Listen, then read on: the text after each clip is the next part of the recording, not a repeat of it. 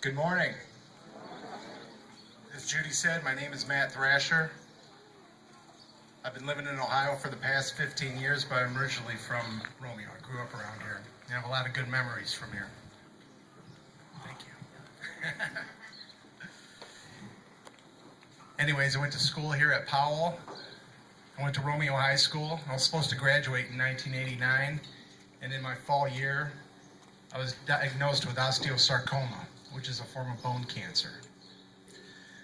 So I had surgery. The cancer was in my left, just below my left knee. They had to completely rebuild my leg for me to walk again.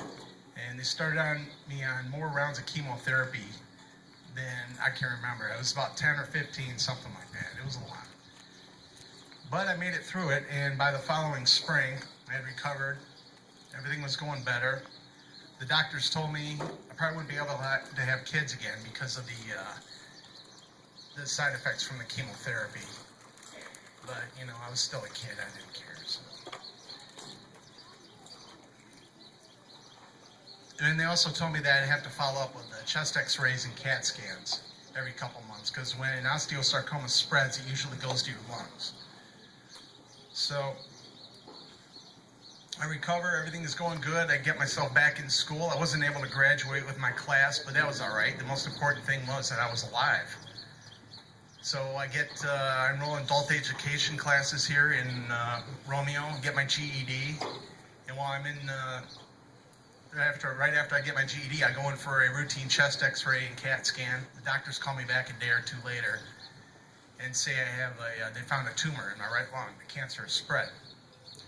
So they go in, they remove the tumor, they start me back on chemotherapy. Now this time, I had about 2 rounds of chemotherapy and they couldn't give me anymore. It was too toxic for my kidneys were shutting down, and they had to take me off of it. But, you know, I made it through it and everything was cool. And I recovered, got myself enrolled at Macomb Community College. I was in my first semester. Once again, I go in for another chest x-ray and CAT scan. Doctor calls me back a couple days later. Said, Matt, you got another tumor in your lung. So they weren't able to do any chemotherapy at that time. They said any more chemo is going to kill you. And at that point, my survival rate with the cancer spreading twice was, for over the next 5 years, I don't remember the exact numbers, but it was about 15-20%. But I got the tumor removed, and here I am 22 years later. I'm still here. So.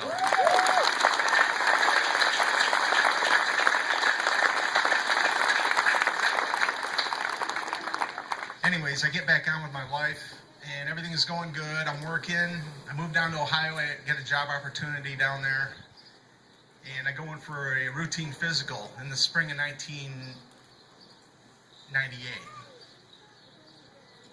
And they do that, and they diagnose me with seminoma, which is a form of testicular cancer. They said it wasn't related at all to the bone cancer. It was just an odd occurrence. So they removed the tumor. They start me back on, they didn't start me on chemo this time. They started me on radiation. It was a low dose. And by that summer of 1998, I was completely recovered and haven't had any reoccurrences since. So. Thank you.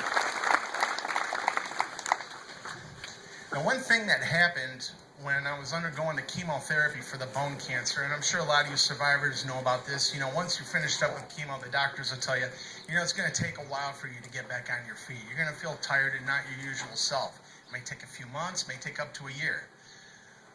Well, I never could shake that feeling of just always being tired and everything. And it lasted for a few years. I finally went to go see a doctor about it.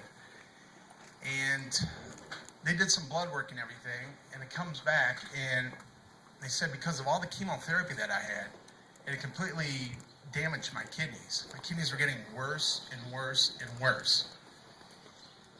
And they put me on a bunch of medicine, hold me over for a little while, and by 2002, I had to go on dialysis. And every day for the next 6 years, I had dialysis treatments. By 2007, the doctor said, Matt, you're at the end of your rope. You know, the dialysis isn't working anymore. Your kidney function's down to about 4%. You need to get yourself a kidney. I'm like, man, who's going to give me a kidney, you know? So I go and ask some family members, and my sister, who I can never thank I can never thank in a million years, gave me a kidney on February 1st, 2008. I had a kidney transplant, and everything's been great ever since.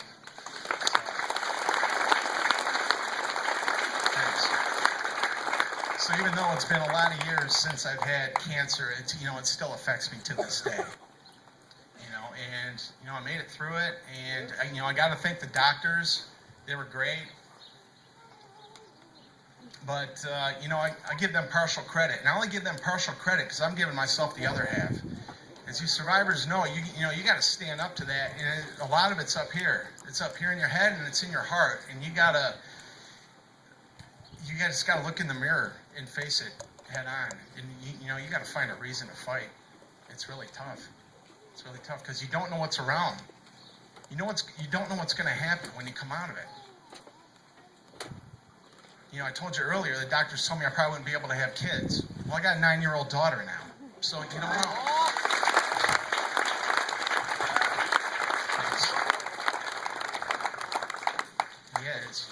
Life is a long and twisted path, and you don't know what's around every turn.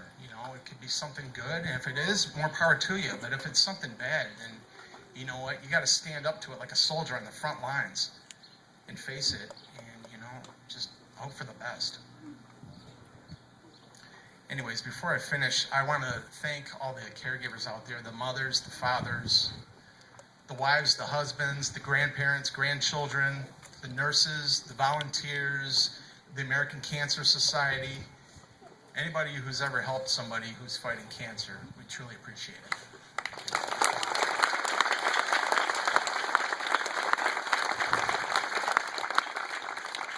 Anyways, thank you for listening.